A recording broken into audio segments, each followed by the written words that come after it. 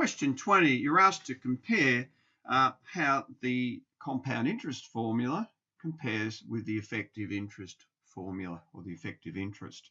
Now, I've just quickly worked these through, as by now you've worked a few through, and I hope you're gaining some competency there. In part B, to check these out using the effective interest rate, I'm just going to use the calculator to assist. So just bringing that up. If you want to clear everything, there's a nice, neat way of doing it, clearing all, and I'm certain I want to clear the all, and I get back into interest conversion.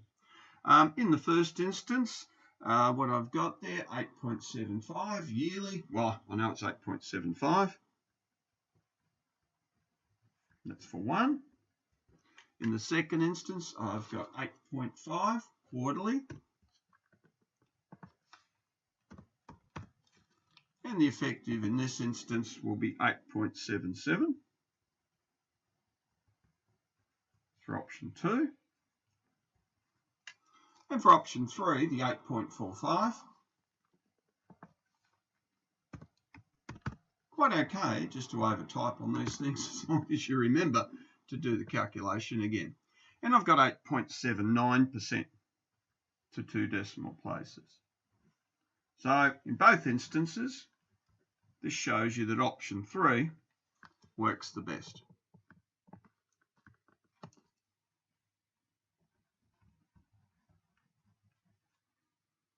Now in a moment, I'll work through how you can use option 3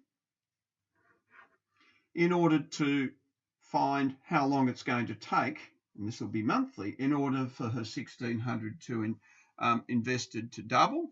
Please notice that we only use effective interest for comparisons. So when it comes to part C, I've got to use in my equation, or sorry, my calculator, I is equal to 8.45 monthly.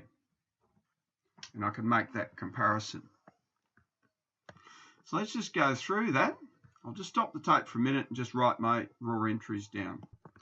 So I've written down my starting information. Delete that parent 12. I've now got 8.45%. I do not use the effective for any other purpose rather than interest rate comparison. Negative 1,600, because she's given the bank money to the bank or another financial institution. Doubling that is 3,200. 12 and 12. And when I tap the N, I end up with 98.78 months.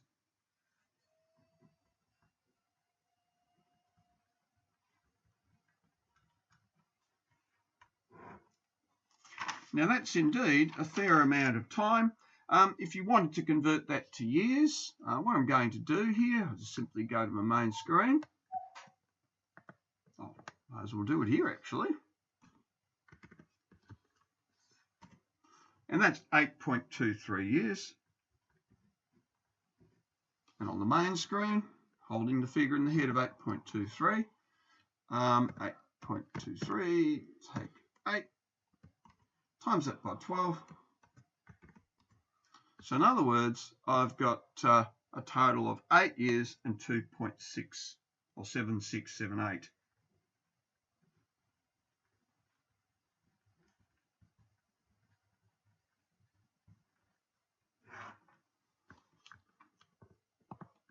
Now please notice, whilst that might seem a bit of a strange figure to put down, it is important to list answers such as this.